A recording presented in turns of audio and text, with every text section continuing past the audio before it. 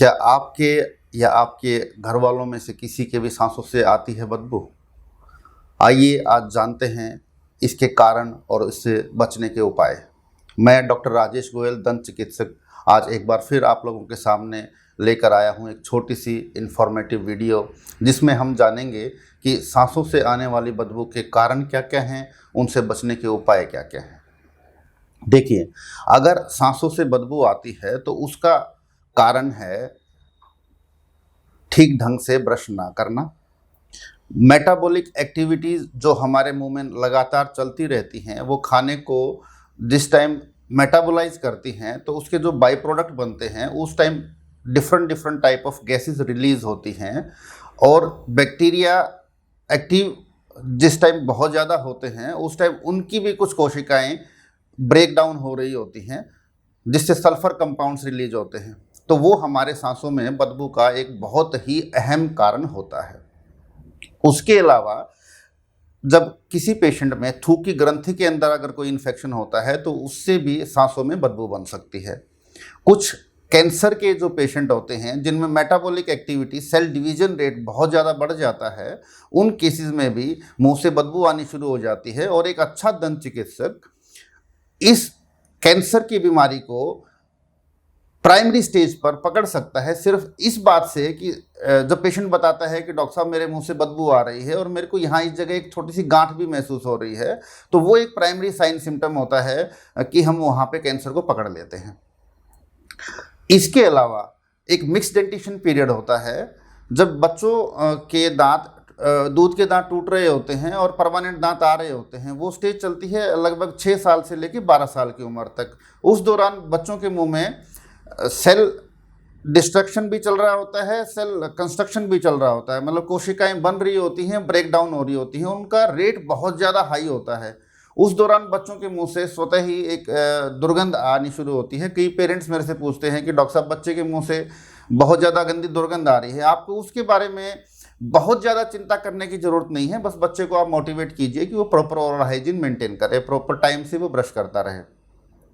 इसके साथ साथ जब थूक की ग्रंथि में इन्फेक्शन होता है, जो मैं अभी थोड़ी देर पहले आपको बताया है, तो उसके कारण भी बहुत सारे होते हैं। थूक की ग्रंथि का कई बार कैंसर होता है, थूक की ग्रंथि में पथरी की वजह से रुकावट बन जाती है, या उसका कोई और बैक्टीरियल कोई वायरल इन्फेक्शन उसमें हो रहा होता है, वहाँ पस बन रही होती है, तो थूक के साथ, लार के साथ वो पस हमारे मुँह में आ रही होती है, उसकी वजह से भी हमारे सांसों से बदबू आती है। अब पायरिया एक बहुत ही कॉमन डिजीज़ है, जिसमें मसूड़ों के अंदर पस बनना शुरू हो जाती है, एक्सेसिव ब्लीडिंग मसूड़ों से हो रही होती है, वो भी एक दुर्गंध का कारण बन जाता है।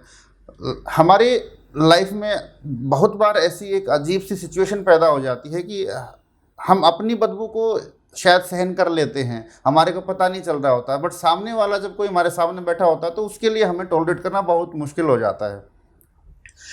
कोई भी आदमी आपसे बहुत ज़्यादा देर तक बात नहीं कर सकता है यदि आपके सांसों से बदबू आ रही होती है, तो he wants to avoid you, वो आपको अवॉइड करके और निकलने की कोशिश में रहता है। बड़ी एम्बैरेसिंग सिचुएशन ये क्रिएट हो जाती है लाइफ में। इससे बचने के उपाय के बारे में मैं आज आपको थोड़ा सा ज्ञान देना चाहता हूँ, प्लीज़ ध्यान से सुनिएगा। रेगुलर आप ब्रशिंग करते रहिए।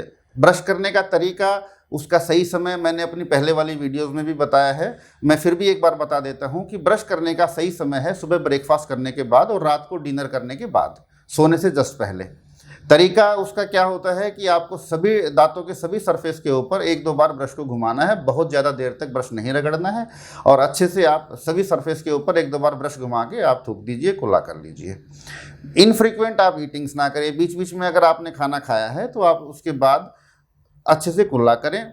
नमक के पानी के साथ कुल्ला करना बहुत ही बेहतर रहेगा। अगर ज़्यादा प्रॉब्लम आप फील करते हैं तो आप हेक्सिडिन माउथ वॉश को भी यूज़ कर सकते हैं प्रॉपर डाइल्यूशन के साथ। अपने दंत चिकित्सक से आप समय समय पर परामर्श ले सकते हैं।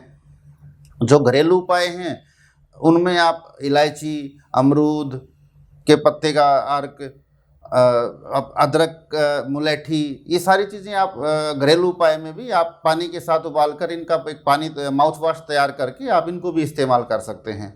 बहुत से लोग मेरे पास आते हैं कि जी मैं सरसों के तेल में नमक मिला के मालिश करता हूँ। हाँ, वो भी फ़ायदेमंद हो सकता है, आप कर सकते हैं, कोई नुकसान नहीं है उससे। दालचीनी है घरेलू उपाय में, आप उसका भी माउथ वॉश बना सकते हैं।